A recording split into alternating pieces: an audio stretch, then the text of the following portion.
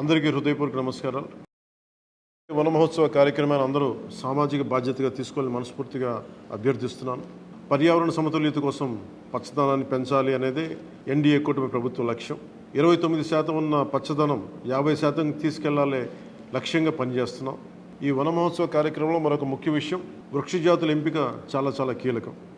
అవి స్వదేశీ వృక్ష జాతులను ఎంపిక చేసుకోవటం చాలా అవసరం. స్థానిక వృక్ష జాతులు నాటడం ద్వారా జీవ వైవిధ్యాన్ని, నేల ఆరోగ్యాన్ని మరియు పర్యావరణం మరియు మానవ ఆరోగ్యాన్ని కాపాడిన వాళ్ళు అవుతాం. అందుకే దేశవాళీ చెట్లు పెంచడం చాలా అవసరం.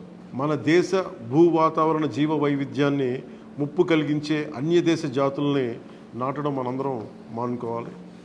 చూడటానికి మొక్క ఆకర్షణీయంగా ఉంది, మొక్క నాటితే ఏపుగా పెరిగిపోతుంది, నిర్వహణ ఖర్చులు అని చెప్పి ఎవెన్యూ ప్లాంటేషన్ పేరు మీద గత దశాబ్ద కాలంలో అన్య దేశ వృక్ష జాతులైన కోనాకార్పస్, ఏడాకుల పాల, మడగాస్కర్ ఆల్మండ్, ఆస్ట్రేలియా తుమ్మ లాంటి వృక్ష జాతుల్ని విరివిగా నాటేశాం. వీటి మూలంగా పర్యావరణానికి ప్రయోజనం కంటే కూడా ఆరోగ్యం మీద, భూగర్భ జల సంపద మీద చాలా తీవ్ర ప్రభావం చూపుతూ ఉంది.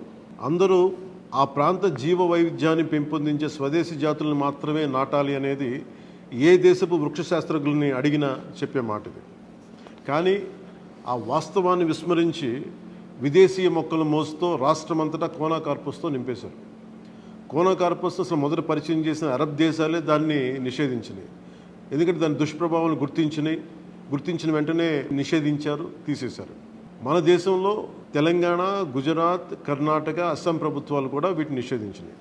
ఈ కోనాకార్పస్ లాంటి విదేశీ వృక్ష జాతుల మూలంగా జరిగే అనర్థాలు చాలా ఉన్నాయి. అవి ముఖ్యంగా మన భూగర్భ జల సంపదను హరించి వేస్తాయి, శ్వాస సంబంధ ఆరోగ్య సమస్యలకి కారణమవుతున్నాయి. కోనాకార్పస్ ఎలాంటి వృక్ష జాతి అంటే పశువులు తినవు, పక్షులు గూడు పెట్టవు, కనీసం పక్షులు కూడా వాలవు. చెట్టుని చేమని ఆధారంగా చేసుకుని బతికే క్రిమికీటకాలు కూడా ఈ చెట్లు జోలికి రావు. పక్షులే దూరంగా ఉండే ఈ మొక్కల్ని మనం మోజులో పడి ఎందుకు వేయాలి అనేది కీలకమైన ప్రశ్న.